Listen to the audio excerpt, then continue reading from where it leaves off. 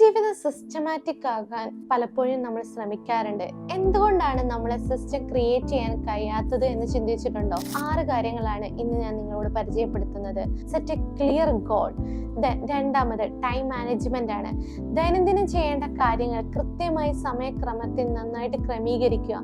എന്താണ് ഞാൻ ചെയ്യേണ്ടത് എന്നുള്ള ഡു ലിസ്റ്റ് നമ്മുടെ കയ്യിലുണ്ടായിരിക്കണം. 3, പ്രയോറിറ്റൈസ് ടാസ്കുകൾ. നമുക്ക് ചെയ്യേണ്ട പ്രധാനപ്പെട്ട കാര്യങ്ങളെയൊക്കെ പ്രയോറിറ്റൈസ് ചെയ്യാം. 4, പ്ലാൻ എഹെഡ്. ഒരാഴ്ചത്തേക്ക് ചെയ്യേണ്ട കാര്യങ്ങൾ, ഒരു മാസം ചെയ്യേണ്ടത്, ഈ ഒരു വർഷം ചെയ്ത് ചേർക്കേണ്ട കാര്യങ്ങൾ നേരത്തെ തന്നെ പ്ലാൻ ചെയ്ത് തയ്യാറാക്കണം എന്നുള്ളതാണ്. 5, പേഴ്സണൽ ടൈം ആൻഡ് ബ്രേക്സ്.